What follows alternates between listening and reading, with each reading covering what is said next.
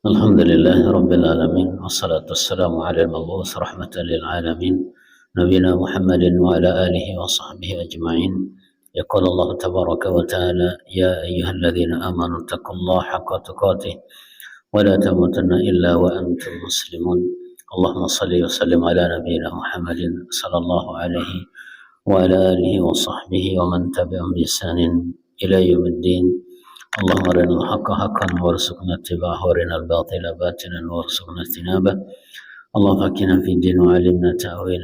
اللهم لا تدع لنا ذنبا إلا غفرته ولا دينا إلا قضيته ولا مريضا إلا شفيته ولا حيرا إلا دللته ولا ضالا إلا هديته. اللهم إنا نسألك الهدى والتقى والعفاف والغنى. اللهم اجعل ما تعلمنا حجة لنا ولا علينا. أما بعد.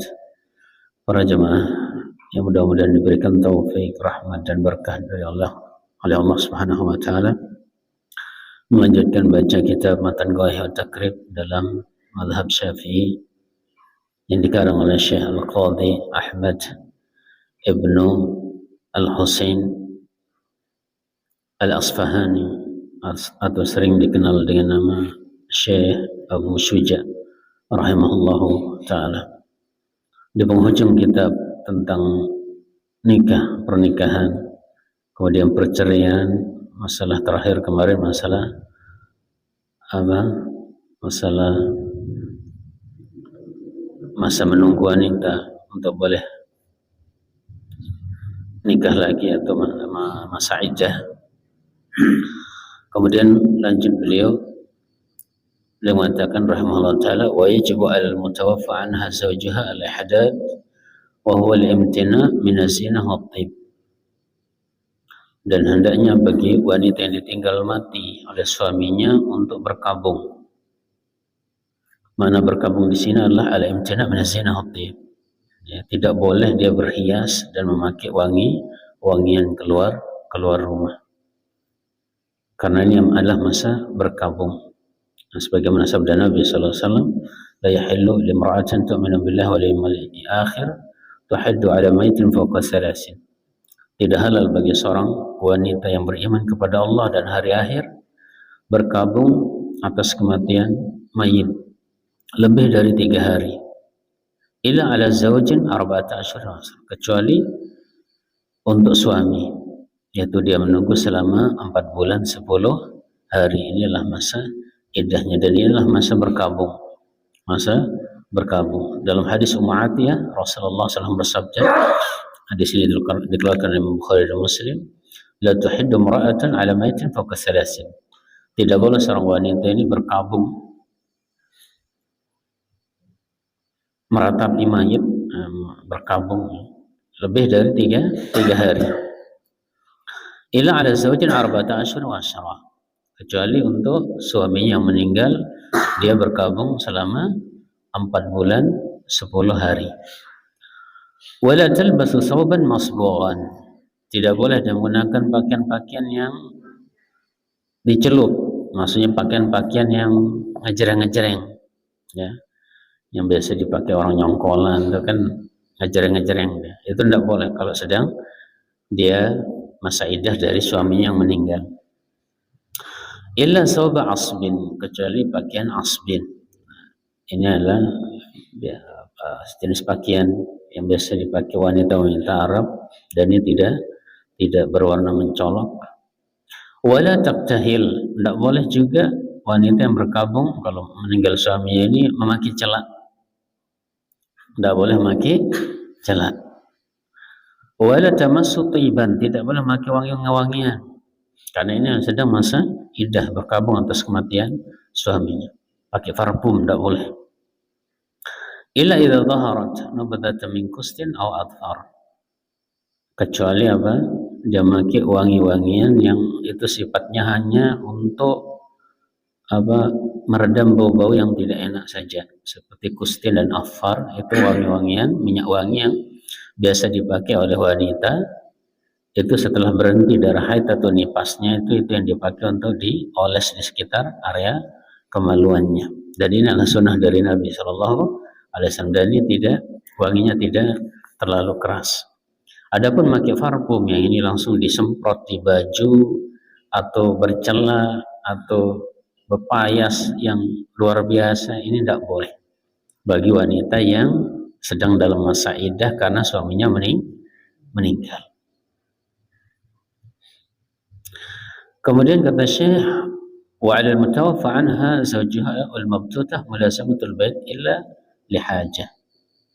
Dan hendaknya wanita yang tinggal mati suaminya tetap berada di rumahnya, maksudnya di rumah suaminya itu selama masa iddah, selama masa iddah. Demikian juga wanita yang dia ditolak apa talak oleh suaminya, talak 1 atau talak 2, masih bisa rujuk, ya, maka dia disuruh untuk diam di rumahnya illa lihajah, kecuali kalau ada keperluan baru boleh dia keluar rumah. Sebagaimana firman Allah dalam surah Talaq ayat 1, ya ayuhan nabiyyu idza talaqtumun nisa fatalliquhunna li'iddatihinna wa ahsul 'iddah wattaqullaha rabbakum la tukhrijuhunna min buyutihinna wa la yakhrujna illa ya'tina bi fahishatin mubayyinah.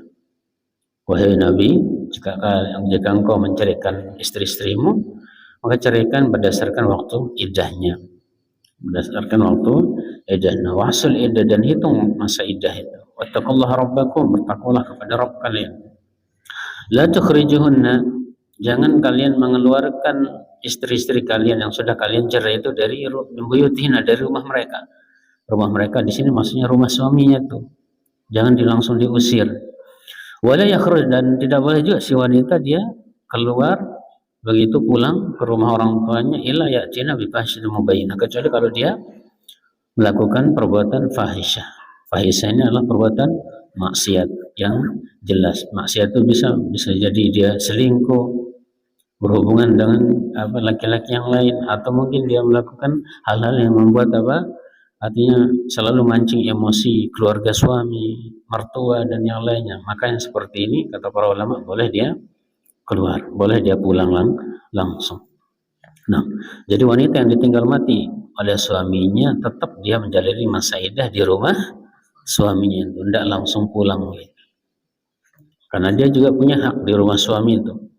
Ya malahan dia kalau dari segi ilmu waris itu dia mendapatkan bagian warisan di sana. Sehingga kebiasaan di sebagian tempat yang temukan seperti di daerah Leong, Tenige, itu katanya kalau ada ibu tirinya kalau sudah meninggal bapaknya, ibu tirinya itu langsung dipulangkan oleh anak-anaknya. Ini tidak boleh. Karena ibu tiri itu sama dengan ibu kandung, dia juga punya hak harta warisan. Kalau istri bapak kita 4, maka 4-4-nya ini nanti akan dapat bagian jatah warisan, bukan cuma istri pertama. Ya, kalau istri pertama saja yang dibagi dapat warisan, istri yang 3 tidak dikasih, maka dia zalim, karena mereka juga semua punya hak. Nah, berkata Abu Ishaq al-Syirazi rahimahullah taala dalam kitab Tanbih fi Fiqh Syafi'i, wal ihdad tatruka zina, berkabung itu maksudnya bagaimana yang tinggal mati suaminya adalah tidak boleh berhias, ya. Fala talbas huli, tidak boleh pakai perhiasan. Wala tatayyab wala takhdab, jangan pakai minyak wangi, jangan juga pakai yang di kuku-kuku itu, kutek-kutek. Pokoknya yang membuat orang tertarik itu dan ganggu. Oke, sehingga ini dia masa iddah, sedang dalam masa iddah, sedang berkabung. Dan ganggu nyentet-nyentet, oke. Wala turajjil sya'r, bahkan kata beliau Imam Syirazi, dalam waktu itu wanita juga jangan menghias-hias rambutnya, ya, disisir-sisir rapi tiap hari, tidak dikasih malah. Wala taktahil bil ismit wasawr, tidak boleh pakai celak mata, baik itu pakai ismit yang kayak pasir hitam itu atau dengan sober itu jenis daun-daunan. Panahtajid ilahi aktahal bilail, kalau memang dia butuh untuk pakai celak mata maka dia pakai celak mata malam hari. Wa ghuslat binahar, dan nanti pagi hari harus dibersihkan. harus dibersihkan. Wala talbas al-ahmar wal arzaq wal azraq as-safi. Tidak boleh pakai pakaian yang merah, ya, merah menyala, merah polos, atau yang arzaq yang biru, murni biru. Artinya pakaian-pakaian yang mencolok, yang di sini menarik perhatian laki-laki. Karena banyak wanita tidak sabar menunggu masa iddah 4 bulan 10 hari. Setelah seminggu suaminya meninggal, dia langsung berpayas, ya, janda pirang. Akhirnya orang tertarik langsung dilamar padahal sedang dalam masa iddah. Nanti akan dibahas apa hukum menikah di masa waktu iddah.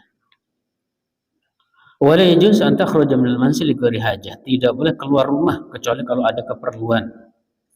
Wa in aradatil khuruj li hajatin lam yajuz dzalika bil lail. Dan kalau dia mau keluar karena ada keperluan, tidak boleh di malam hari juga. Tidak boleh di malam hari. Wa yajuzu al mutawaffa zawjuha lil mutawaffa zawjiha al khuruj li qada'il hajah bin nahar. Dan boleh bagi mereka keluar di siang hari kalau ada keperluan. Kemudian dalil-dalil dari pernyataan para ulama tadi itu hadis Furai'ah bintu Malik an hajat ila Rasulullah sallallahu tarja ila ahliha fi Bani Khildarah fa inna zawjaha kharaja fi talabi a'budillahu abaqa hatta idza kana bi tarfil qudum la haqqahum faqataluhu. Furai'ah bintu Malik pernah datang kepada Rasulullah SAW. Dia minta kepada Nabi, Furai'ah ini, wahai Nabi, saya ingin pulang ke kampung saya, keluarga saya itu Bani Khidrah. Kenapa? Suaminya ini pernah ngejar budak yang lari, budaknya yang lari. Ketika diketemukan budak-budaknya, ternyata budak-budak ini dia membunuh suaminya. Budak-budak itu membunuh suami. Fasal Rasulullah SAW an arji ila ahli. Ini lam yatrukuni fi maskanin yamlikuhu wala nafaqah. Maka saya minta kepada Nabi supaya saya balik ke rumah saya, kata Furai'ah. Karena di rumah ini suami saya tidak ada teman saya, tidak ada juga yang ngasih nafkah. Qalat faqala Rasulullah SAW na'am. Maka Nabi SAW mengatakan, ya, silahkan, kata Nabi. Qalat fakharajtu hatta idza kuntu fil hujrah atau fil masjid. Maka saya keluar. Maka ketika saya sudah berada di dekat kamar atau masjid, da'ani atau amara bi. Kemudian beliau memanggil saya atau menyuruh orang memanggil saya. Fa du'itu lahu faqala kaifa qulti. Kemudian Nabi bertanya lagi, gimana tadi? Jadi yang tadi kayaknya Nabi tidak fokus. Akhirnya itu faradatu 'alal qissah. Saya ulangi kisah suami saya dibunuh oleh budak-budaknya yang lari. Tidak ada teman saya di rumah suami saya mau balik ke kampung keluarga saya. Qala faqala umkusi fi baitika hatta yablughal kitab wa ajalah. Maka Nabi mengatakan, diam kamu di rumah suamimu sampai selesai masa iddah. Diam saja di sana. Qalat fa'tatu fiha 14 asra. Maka kata Furai'ah, maka saya menjalani masa iddah di rumah suami saya selama 4 bulan 10 hari. 4 bulan 10 hari. Terus bagaimana dengan nafkahnya nanti misalnya kalau enggak ada? Maka ini tanggung jawab dari anak-anaknya, ya, baik itu anak kandungnya atau anak-anak tirinya yang ada di rumah tersebut. Nah,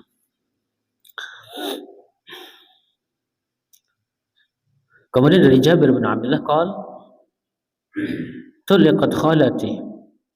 Jabir bercerita, bibi saya pernah diceraikan. Faradat an tajida nakhlaha fazajaraha rajulun an takhruja. Kemudian bibi saya ingin untuk memanen kurmanya, tapi dilarang oleh seorang. Tidak boleh. Orang berkampung, suaminya meninggal, tidak boleh keluar. Atau orang yang diceraikan tidak boleh keluar, katanya. Fa'atat Nabi sallallahu alaihi wasallam faqala bala fajuddi nakhlaki fa innaki asan tasaddaqin aw taf'ali ma'rufan. Maka Nabi sallallahu alaihi wasallam mengatakan, ya tidak apa-apa, silakan engkau pergi memanen kurmamu. Bisa jadi nanti kau bisa bersedekah atau berbagi dengan yang lain. Jadi ini kalau ada hajat tidak apa-apa. Orang yang sudah diceraikan dalam masa iddah, baik itu suaminya meninggal atau cerai hidup, itu tidak masalah dia keluar kalau ada keperluan, betul-betul keperluan seperti ke pasar atau ngantar anak sekolah, itu tidak masalah.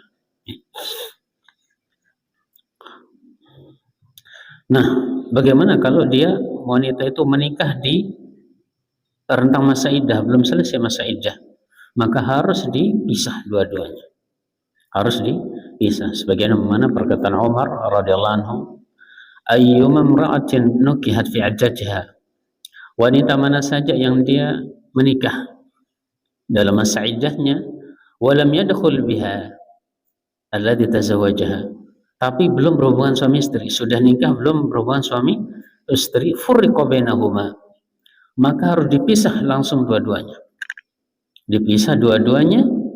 Summa i'tadat baqiyat iddatiha min zawjiha al-awwal, kemudian dia selesaikan masa iddah apa dari suami yang dulu, selesaikan dulu masa iddah. Ini kalau dia apa belum melakukan hubungan suami istri, belum malam pertama, sudah akad nikah tapi belum malam pertama, langsung dipisah dan suruh dia menyelesaikan masa iddahnya dari suami yang dulu. Wa kana khatiban minal khuttab, dan statusnya si laki ini masih melamar, bukan suami, karena tadi pernikahannya tidak sah, jadi statusnya dia pelamar bukan suami walaupun sudah akad nikah. Wa in dakhala biha, bagaimana kalau sudah kedung berhubungan suami istri, akad nikah langsung malam pengantinan padahal sedang dalam masa iddah, furriqa bainahuma, kata Umar, hendaknya dipisah dua-duanya. Summa i'tadat baqiyat iddati min zawjil awal, kemudian dia teruskan menyelesaikan masa iddah dari suami yang dulu yang pertama. Setelah itu summa i'tadat minal akhar, setelah selesai maka dia lanjut apa menyelesaikan masa iddah dari suami yang kedua yang dah halalin, yang ilegalin, ya.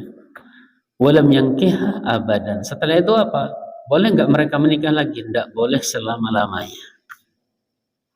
Itu kalau sudah kadung melakukan hubungan suami istri pengantenan, nikah di masa iddah, kemudian mereka pengantenan sudah melakukan jima, hubungan suami istri, maka harus dipisah yang dua ini. Kemudian si wanita disuruh menyelesaikan masa iddah dari suami yang dulu, setelah selesai lanjut masa iddah dari suami yang kedua, yaitu menunggu 3 kali haid atau 3 kali suci. Dan mereka kalau sudah kedung berhubungan suami istri, tidak boleh setelah itu dinikahkan lagi selama-lamanya. Nah. Wa qala Sa'id walaha mahruha bimastahalla minha. Kemudian Sa'id bin Musayyib mengatakan kalau sudah kadung berhubungan suami istri, sudah nikah padahal masih masa iddah, kemudian berhubungan suami istri, maka si wanita itu harus diberikan maharnya, harus diberikan mahar atau mas kawinnya. Kenapa? Karena sudah kadung untuk dihalalkan kemaluannya, sudah kadung berhubungan suami istri, walaupun itu ilegal, ada tidak dibenarkan, tapi tetap harus bayar mas kawin dengan sebab dia sudah melakukan hubungan suami istri. Nah, ini hukum wanita yang dia menikah selama rentang masa iddah, ya, masa iddahnya belum selesai. Dan ternyata setelah diteliti oleh para dokter genetika, salah satunya ada dokter profesor Yahudi ini, gara-gara ini dia masuk Islam. Dia temukan ternyata setelah 4 bulan 10 hari kalau suaminya sudah meninggal, ternyata barulah kromosom atau gen-gen suami yang dulu itu hilang dari rahimnya, baru dia steril setelah 4 bulan 10 hari kalau sudah ditinggal mati suami. Atau kalau dia masih lancar haid 3 kali 3 kali haid, ternyata setelah 3 haid itu barulah semua gen-gen suami yang dulu itu hilang, bersih, steril dari tubuhnya. Artinya kalau ada seorang istri yang ditinggal mati suaminya, belum selesai masa iddah dari suami pertama ini, kemudian dia nikah lagi, maka gen atau kromosom DNA suami yang dulu akan campur dengan laki-laki yang berikutnya ini, sehingga tidak murni nasab. Tidak murni nasab. Baik. Apalagi kemudian apa? Ya, suami atau istrinya selingkuh atau berzina, ini tidak karuan, sudah campur baur sperma suaminya, sperma suami apa laki-laki lain. Maka dalam Islam ini untuk menjaga kemurnian nasab itu, maka yang sudah berzina, sudah sempat artinya punya suami atau istri, sudah bersuami istri kemudian dia berzina, maka hukumnya hukum apa? Rajam. Hukumnya hukum rajam supaya bersih nasab itu, tidak tercampur baur. Nah, tapi kalau tidak berani dirajam, maka ya cukup kata Nabi apa? Disuruh bertobat. Ya, falyastatir bisatrillah. Silahkan kalian tutup dosa kalian dengan tutupan dari Allah. Allah tutup, kalian juga tutup istighfar, sudah tidak usah bawa ke hakim. Tapi kalau dari sisi nasab seperti itu sudah tercampur dia. Ya, tidak murni lagi nasab. Kemudian kata Syekh, ini beralih ke masalah persusuan. Wa idza ardatil mar'atu bila baniha waladan, jika seorang wanita dia menyusui seorang anak, sarar radi waladaha, maka si anak itu otomatis menjadi anaknya. Jika seorang wanita menyusui seorang anak, walaupun anak itu bukan anaknya, anak orang lain, anak saudaranya atau anak pamannya atau siapa, maka si anak otomatis statusnya menjadi anaknya dia. Bisyartain, dengan dua syarat. Yang pertama, ahaduhuma ayyakuna lahu dunal haulain. Dia menyusui anak itu di bawah umur 2 tahun. Di bawah umur 2 tahun. Karena masa persusuan adalah 2 tahun, sebagaimana firman Allah dalam surah Al-Baqarah ayat 233, wal walidatu yurdi'na auladahunna haulaini kamilain. Wanita-wanita dia menyusui anak-anaknya 2 tahun penuh. Liman arada yutimma radha'ah, bagi yang ingin menyempurnakan persusuan. Jadi persusuan anak itu 2 tahun. Jadi kalau ada misalnya bibinya dia nyusui ponakannya, maka keponakannya ini kalau dia masih di bawah umur 2 tahun, maka keponakannya statusnya akan menjadi anak kandungnya dia, anak persusuannya dia. Syarat yang kedua adalah anturdi'ah khamsa radha'atin mutafarriqatin. Syarat yang kedua akan menjadi anak persusuannya kalau dia menyusui anak tersebut 5 kali dan itu terpisah. 5 kali dan itu terpisah. Nah, sebagaimana hadis Aisyah radhiyallahu anha, kana fi ma unzila minal Qur'an 10 radha'at. Dulu ketika turun Al-Qur'an itu ditetapkan 10 kali persusuan baru menjadi anak persusuan. Summa nusikhna, kemudian dihapus hukum itu bi khamsin ma'lumatin dengan 5 persusuan. Fatufiya Rasulullah sallallahu alaihi wasallam yuqra'u min al-Qur'an. Dan Rasulullah sallallahu alaihi wasallam meninggal dan hukum 5 itulah yang berlaku dalam Al-Qur'an. Hadis riwayat Imam Muslim. Jadi syarat seorang anak itu menjadi anak persusuan dari ibu yang menyusuinya, walaupun itu bukan ibunya dia, bibinya atau mungkin misannya atau apa, maka dia menjadi anak persusuannya dengan 2 syarat. Yang pertama, dia menyusui di bawah 2 tahun. Dia menyusuinya di bawah 2 tahun. Yang kedua, berapa kali persusuan? 5 kali. Ya, kalau ada yang bertanya gimana kalau suami nyusu ke istrinya, apakah suaminya ini jadi anak persusuan istrinya? Nah, suaminya ini 2 tahun lagi mau mati, sementara syaratnya apa tadi? Di bawah 2 tahun. Lah, emang suami masih nyusu? Masih. Cuma dia bukan anak persusuan istrinya karena sudah jenggotan ya. Wa yasiru zawjan aban lahu, dan suami wanita tempat dia nyusu itu menjadi bapaknya juga. Statusnya adalah bapak persusuan, sama dengan bapak kandung. Wa yahrumu 'alal murda' at-tazwij ilaiha, dan kalau sudah begitu tidak boleh bagi anak yang disusui ini menikahi ibu persusuannya. Anggaplah yang menyusui dia itu ternyata apa? Kakak misannya. Kakak misannya punya anak kecil-kecil, terus ibunya ndak keluar susunya, hanya dititip ke kakak misannya itu. Disusuinlah apa? Adik misannya ini yang bayi ini. Maka adik misan ini menjadi anak kandungnya dia. Ndak boleh dia nikahi ini bibi apa? Kakak misannya ini atau sepupunya ini. Walaupun apa, dia statusnya sepupu. Kenapa? Karena sudah pernah disusui. Wa yahrumu 'alal murda' tazwij ilaiha, haram bagi anak yang disusui itu menikah dengan ibu persusuannya, walaupun itu seperti tadi sepupunya atau apa misalnya. Wa ila kulli man nasabaha, wa ila kulli man nasabaha, dan semua yang bernasab ke ibunya ini. Nanti yang dijelaskan. Wa yahrumu 'alaihi tazwij ila al-murda' waladahu duna man kana fi darajatihi. Dan diharamkan ya menikahi anak-anak dari ibu tempat dia nyusu itu. Ibu tempat anggaplah misalnya bibinya lah. Bibinya. Dia nyusu ke bibinya.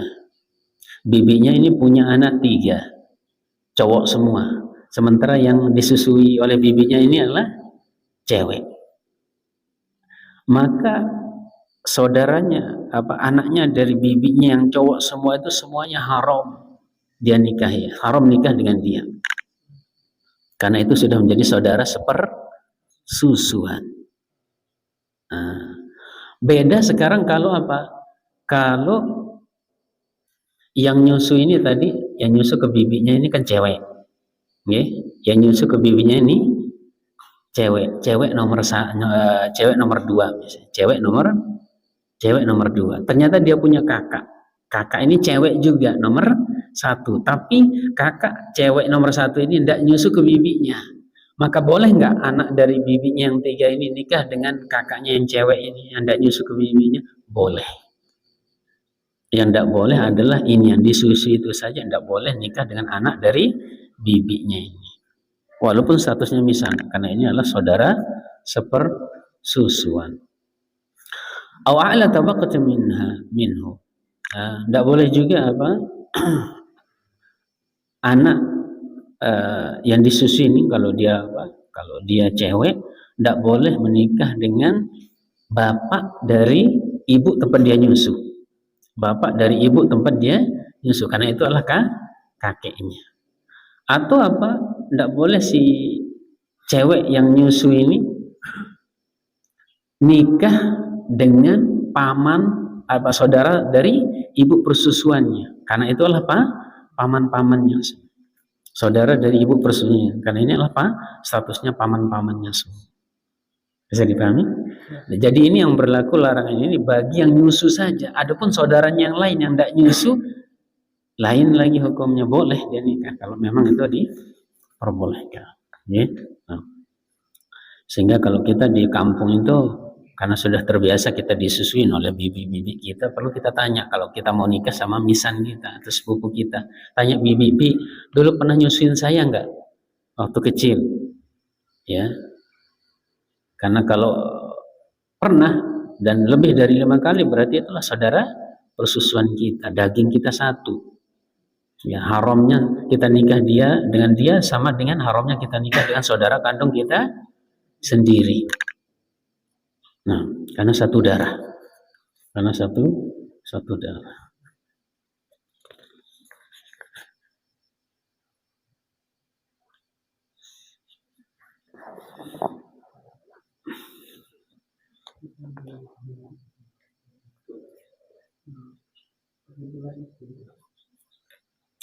Dari Urwah, dari Aisyah radhiyallahu anha akhbarathu an amha min ar-radha'ah yasma.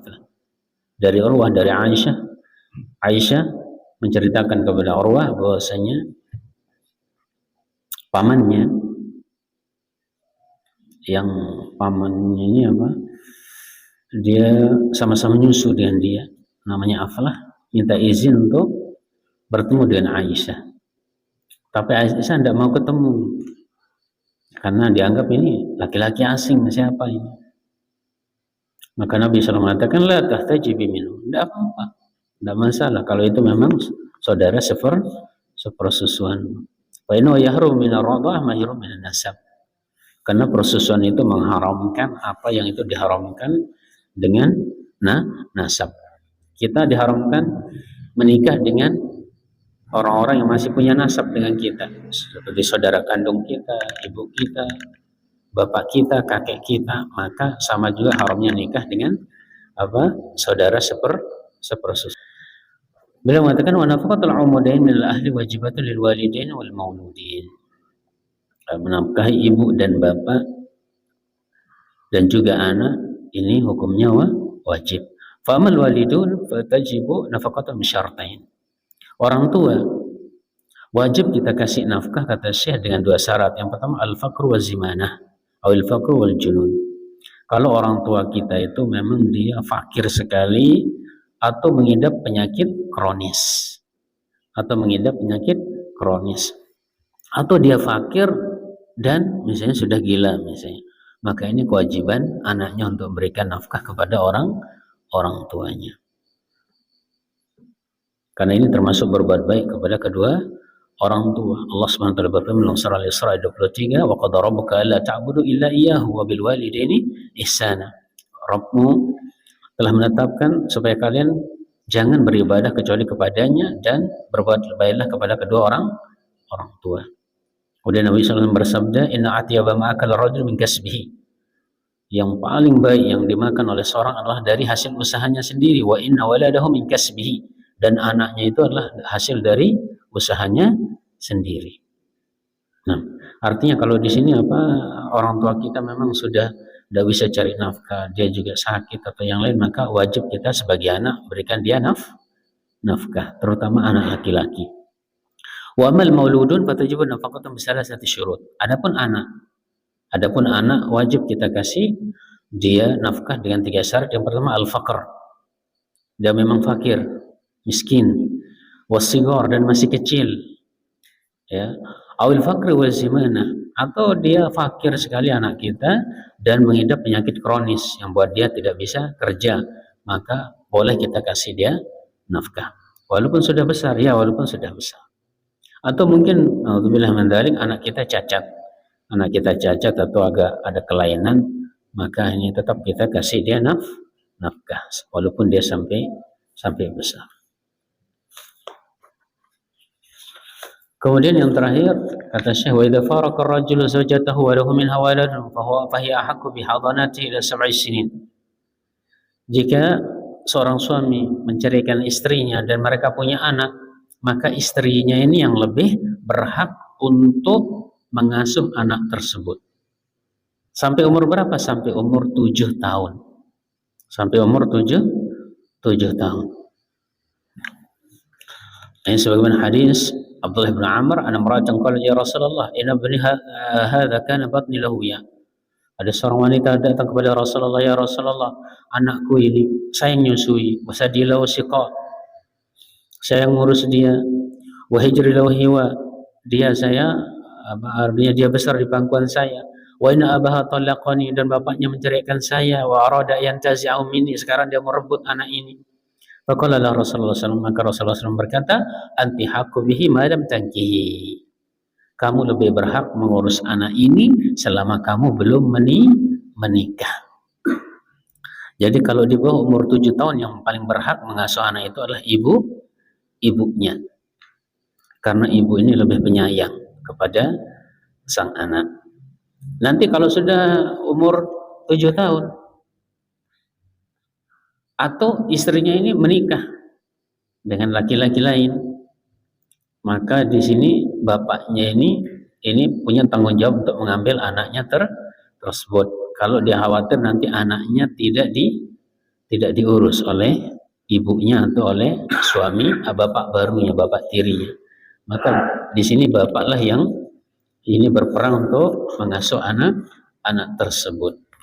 Sebagaimana hadis Abu Hurairah radhiyallahu anhu, mirip dengan kasus tadi, ada ibu bapak bertengkar memperebutkan anak. Kemudian apa? Rasulullah SAW mengatakan istahima alaih, ayo berundi saja caranya. Faqala zawjuha ma yujafilu bi waladi. Kemudian bapaknya mengatakan, saya tidak mau, ya ini hak saya ini. Faqala Nabi SAW, hada abuka wa hadi ummuk. Ini ketika anak itu sudah umur 7 tahun, dikasih dia pilihan, ini bapakmu, ini ibumu, kata Nabi. Fakhudh biyadi ayyihi masyi'ta. Mana yang kamu mau silahkan. Mana yang kamu mau silahkan. Fakhadha biyadi ummihi. Ternyata si anak itu mengambil tangan ibunya. Fantalaka bihi. Artinya dia dibawa oleh ibunya, diasuh oleh ibunya. Ini kasusnya ibunya belum menikah, ya.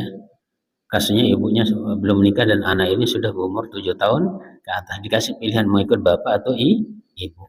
Tapi kalau ibunya menikah, maka bapaknya ini dia berkewajiban untuk mengurus anak tersebut. Selama di sini yang jadi patokan bukan bapak atau ibu. Di sini kata para ulama, mana yang lebih, artinya lebih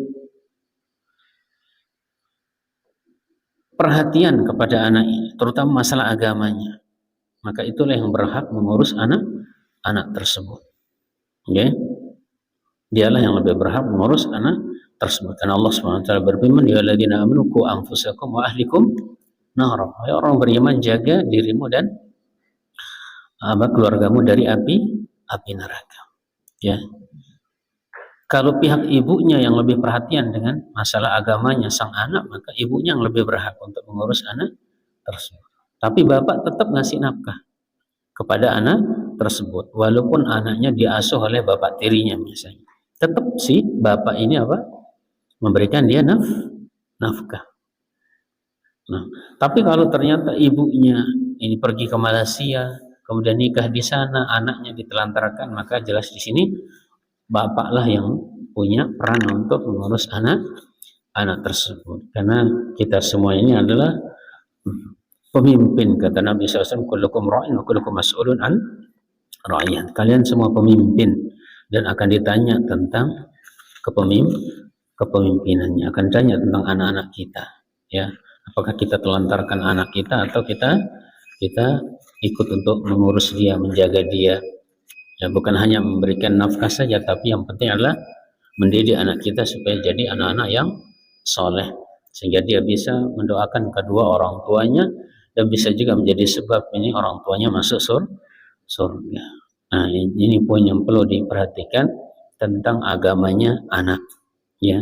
Bukan hanya masalah uang, masalah makanannya, tapi bagaimana anak ini dia tumbuh di atas akidah yang benar, di atas amal ibadah yang sahih, yang sesuai dengan sunnah Nabi Sallallahu Alaihi Wasallam. Semoga Allah memberikan kita kemudahan untuk bisa mengurus dan mendidik anak-anak kita. Wassalamualaikum warahmatullahi wabarakatuh. Alhamdulillah rabbil alamin. Assalamualaikum warahmatullahi wabarakatuh.